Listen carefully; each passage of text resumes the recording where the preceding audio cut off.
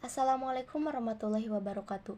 Gimana kabar kalian semua? Mudah-mudahan masih punya semangat belajar yang tinggi di kelas 11 ini ya.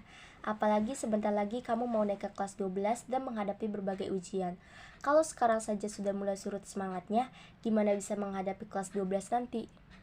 Nah, supaya proses belajar kalian menyenangkan, mari kita belajar bersama-sama yuk. Kali ini saya akan membahas kolonialisme dan imperialisme. Sudah pernah dengar tentang materi yang satu ini? Kalau belum, mari kita simak pembahasan berikut ini.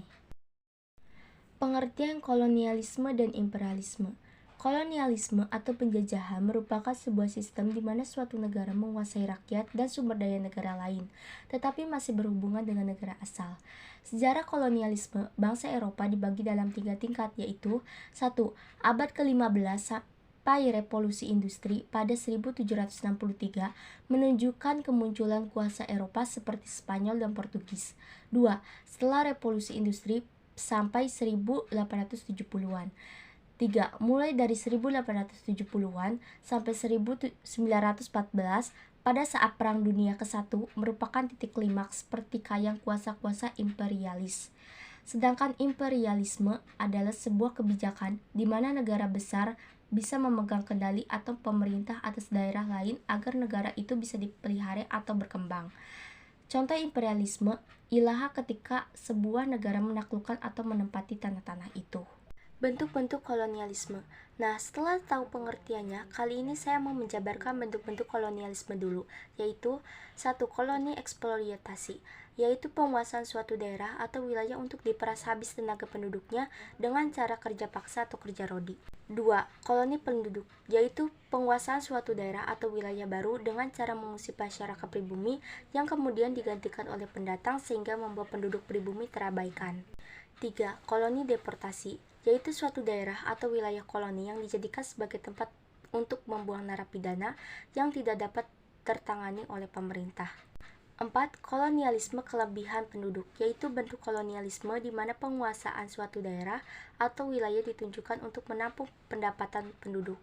5. Kolonialisme sekunder, yaitu bentuk kolonialisme di mana daerah yang dikuasai akan dijadikan sebagai kepentingan militer atau strategi perang. Bentuk imperialisme. Setelah membahas bentuk-bentuk kolonialisme, sekarang kita bahas apa saja bentuk-bentuk imperialisme.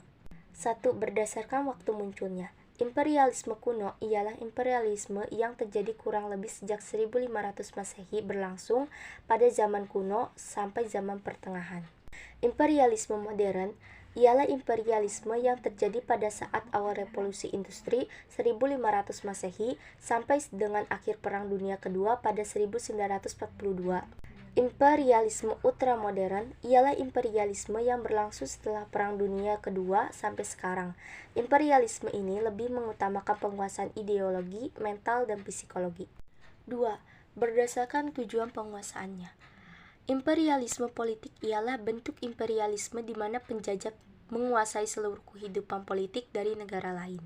Imperialisme ekonomi bertujuan untuk menguasai bidang perekonomian dari negara yang dikuasai.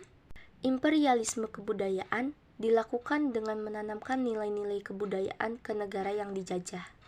Imperialisme militer ialah suatu bentuk imperialisme di mana penguasaan suatu daerah ditunjukkan guna kepentingan perang. Perbedaan dan persamaan kolonialisme dan imperialisme. Berikut ini perbedaan-perbedaan antara kolonialisme dan imperialisme. Kolonialisme bertujuan untuk menguras habis sumber daya alam yang ada dari negara yang bersangkutan untuk dibawa ke negara induk. Konsep penting dari kolonialisme ialah terjadinya perpindahan penduduk dari daerah asal ke daerah jajahan. Contohnya negara Indonesia, di mana Belanda membentuk kota Batavia sebagai tempat tinggal bangsa Eropa yang terpisah dari bumi putra. Imperialisme bertujuan untuk menanamkan pengaruh pada semua bidang kehidupan negara yang bersangkutan dengan mengajarkan bangsa yang dijajah untuk berbudaya dan memiliki cara hidup yang sama dengan negara induk. Contohnya yaitu imperialisme Inggris di Malaysia dan Singapura. Adapun persamaan kolonialisme dan imperialisme adalah membuat negara yang dijajah semakin sengsara dan menderita atau bisa disebut dengan terpuruk dan membuat negara yang menjajah semakin makmur. Dampak kolonialisme dan imperialisme.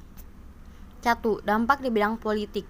Daniels atau Raffles telah meletakkan dasar pemerintahan yang modern. Semua bupati dijadikan pegawai negeri dan digaji atau dibayar. Sedangkan menurut adat istiadat, kedudukan bupati adalah turun-temurun dan mendapatkan upeti dari rakyat. Pada masa ini, bupati dijadikan sebagai alat kekuasaan pemerintahan kolonial. Pamong praja yang dahulu berdasarkan garis keturunan berubah menjadi sistem kepegawaian. Jawa dijadikan sebagai tempat pusat pemerintahan dan membaginya menjadi beberapa faktor. Pada awalnya, hukum yang digunakan adalah hukum adat, namun berubah menjadi hukum barat modern. Belanda dan Inggris melakukan campur tangan terhadap persoalan kerajaan. Hal ini yang menyebabkan peranan elit kerajaan berkurang dalam politik serta berakibat pada keruntuhan kekuasaan pribumi. 2. Dampak di bidang sosial.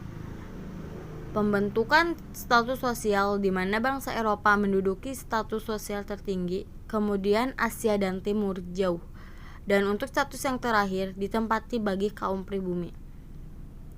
Terjadinya pemerasan dan penindasan secara kejam wilayah Indonesia yang dikelilingi laut menyebabkan kehidupan masyarakat cenderung berkembang ke pedalaman. Terjadinya kemunduran perdagangan di laut ini kemudian munculkan budaya feodalisme di pedalaman.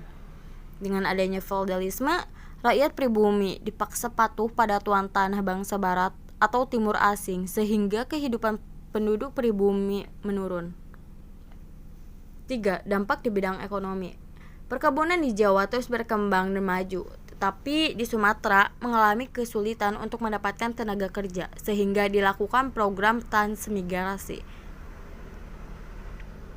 Eksploitasi ekonomi dan monopoli dagang poch menyebabkan pedagang Nusantara mengalami kemunduran di dunia internasional.